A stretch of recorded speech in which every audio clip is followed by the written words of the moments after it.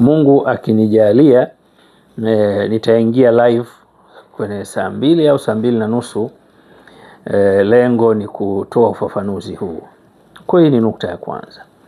Lakini nukta ya pili ambayo nitaizungumza kiufupi sana na taarifa, kwa nini huyu anawahi kupona? Kwa nini huyu anachelewa kupona? Kwa nini huyu anachelewa zaidi kupona? Na wote wana ugonjwa mmoja, VVU, au ameambukizwa. Sasa tafiti ni kutafuta.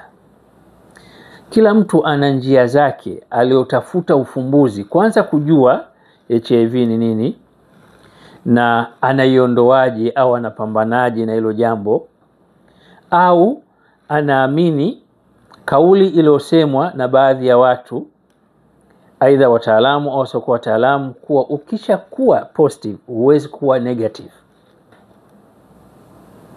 Kuna mtu anazungumza kwa tafiti, kuna mtu anazungumza kwa kusikia. Kasikia fulani anasema na yeye anasema. Kwa kuna watu wawili. Kuna mtu anafanya tafiti kwa neno alilolisikia, anaweza akalizungumza au asilizungumzi. Kuna mtu yeye hajali, yeye anachokisikia naye anakwenda kuhadisia. Tena anakuwa mwalimu mzuri zaidi. Kwa mfano, Waafrika wengi hujitokeza kwenye mitandao na kuchambua matatizo na namna ya mipira kama vile wao wana kiwango kizuri zaidi au wameshafika hatua nzuri zaidi kwa hicho wanachokichambua. Kuna baadhi ya watu wana mitazamo hiyo.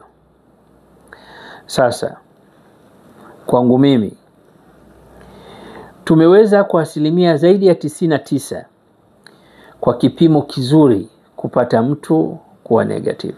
Tumeweza vizuri sana. Na tulitaka kwa vipimo fulani ambavyo ubora wake unawatosha wenyewe, nao huko waweze kupata mstari mmoja, ili mtu awe huru zaidi aendelee na harakati zake katika safari zake au katika safari yake ya maisha. Naamini tutalifanya muda si mrefu, kwa sababu ya changamoto zilizotokea tulishindwa kufanya hivyo. Tutalifanya ili mtu akija kwa TR Msigwa asiondoke isipokuwa aweze kupata mstari mmoja, awe imara zaidi, aendelee na harakati zake za maisha kwenye vipimo vyote, ili mradi kikiwa ni kipimo kinachotambua HIV aweze kupata mstari mmoja. Sasa kwa hapa nitaomba watu wataotaka kwanza apime acid, apime sukari, apime figo, anaweza akapima kiwango cha kinga. Hivi vitu vinne anaweza akapima, akaongeza choo au haja ndogo kwa lugha nyingine. Akishapima vitu hivi, anitafute ndani ya mwezi huu au mwezi unaoanza nikijaliwa. Tunaweza kuanza na watu wachache, takriban watu 40 au 50 wanaotaka kupata negative kwenye kile kipimo ambacho ni cha hovyo. Ndio lugha pekee mimi naweza kusema ni cha hovyo, hakina maana yote. Wanaotaka nao kupata mstari mmoja huko wanitafute.